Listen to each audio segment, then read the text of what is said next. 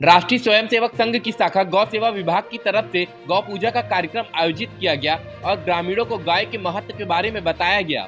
रायबरेली के बछरावा कस्बे के बन्नावा गांव में सोनू तिवारी की गौशाला में गौ पूजा का कार्यक्रम आयोजित किया गया, जिसमें गौ सेवा विभाग के कई पदाधिकारी मौजूद रहे। शशांक मिश्रा ने बताया कि गौ पूजा करा के गाय के धार्मिक और औषधिक गुणों से ग्रामीणों को अवगत कराना संगठन का मुख्य उद्देश्य है। साथ में ही मौजूद आशीष शुक्ला ने ग्रामीणों से कहा कि गाय को पशु के रूप में नहीं, संस्कृति की धरोहर के रूप में देखें, क्योंकि प्रकृति ने गाय के रूप में औषधि गुणों से भरपूर और मानव को अपने पौष्टिक पदार्थों से बुद्धिमान और बलवान बनाने वाली एक धरोहर दी है।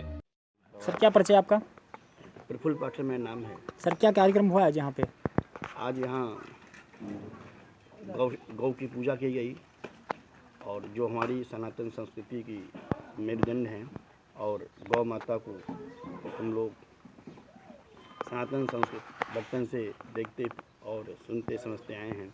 हमारे पूर्वज भी पालते थे और इस दृष्टिकोण से नहीं जानते थे कि पूजा होती है। पहले शिक्षा का अभाव था, लेकिन गाय, गंगा, गायत्री और ब्राह्मण जो इस देश की मूल संस्कृति है, सनातनियों से चला आया है। और गाय को तो हम लोग जीवनदायिनी मानते हैं। गाय का एक एक रोम रोम भगवान का वास है। भगवान कृष्ण ने भी वसुदेव स्तम देवम कंसाणु मदनम देवकी नंदम कृष्णम वंदम जगद्गुरुम। आज वृंदावन और मथुरा का जो अगर आप इतिहास देखेंगे तो बिना गाय के वो इतिहास पूर्ण नहीं होगा। भगवान कृष्ण गाय चलाते थे, तो हम लोग गाय के बारे में क्या कह सकते हैं, शब्द ही नहीं है मेरे पास। शुरू से हम लोग गाय की पूजन करते आए हैं और गाय का गोबर हम लोगों के लिए जो है वरदान है। गोमूत्र, आप सोचिए अगर किसी को पेट की विकार है और उसने गोमूत्र सेवन किया है तो लॉन्ग लाइफ, जब तक जिंदा रहेगा उसको पेट का विकार नहीं। और आज तो आप देखिए गाय की जो है ये कई और नहीं हमारे लोगों के द्वारा की गई है। इस चीज़ को हम लोग स्वीकार करते हैं और लोग सरकारों तक जाते हैं, लेकिन सरकार बाद में है।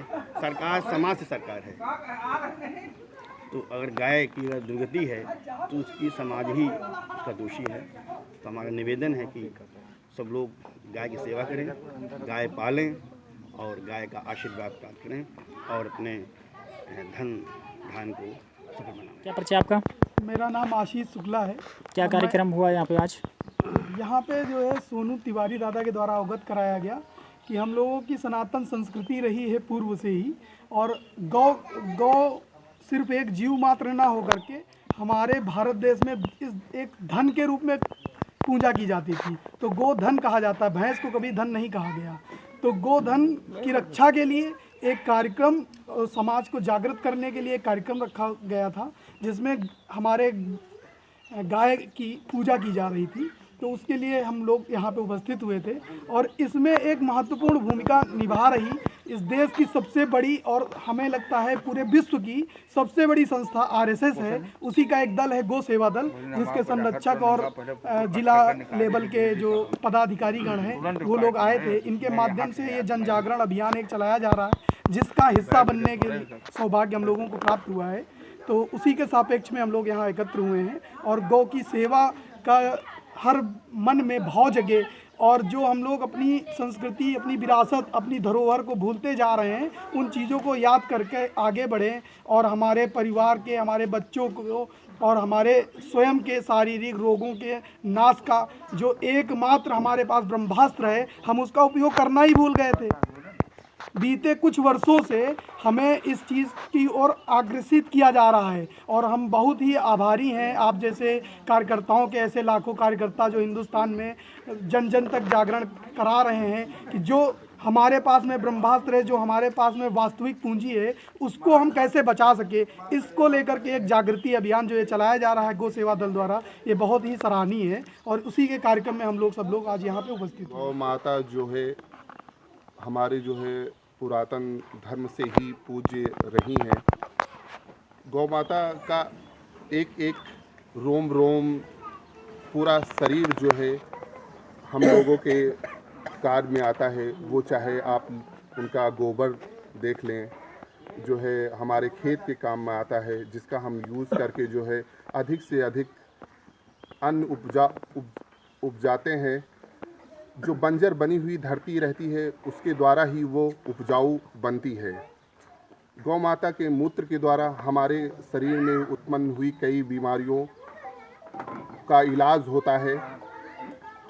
कहा जाता है कि अगर गौ माता के शरीर पे सुबह आप हाथ फेर रहे हैं तो कई प्रकार की जो बीमारियां हैं आपके अंदर वो समाप्त हो जाती हैं।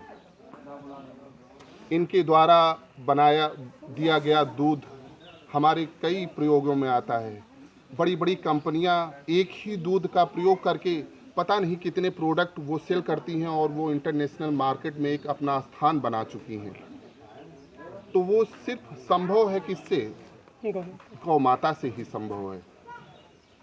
तो हम इनका जो है इस तरह का संहार क्यों कर रहे हैं? हमें इनका पूजन करना चाहिए, वंदन करना चाहिए और अभिनंदन करना चाहिए। जय गौ माता की।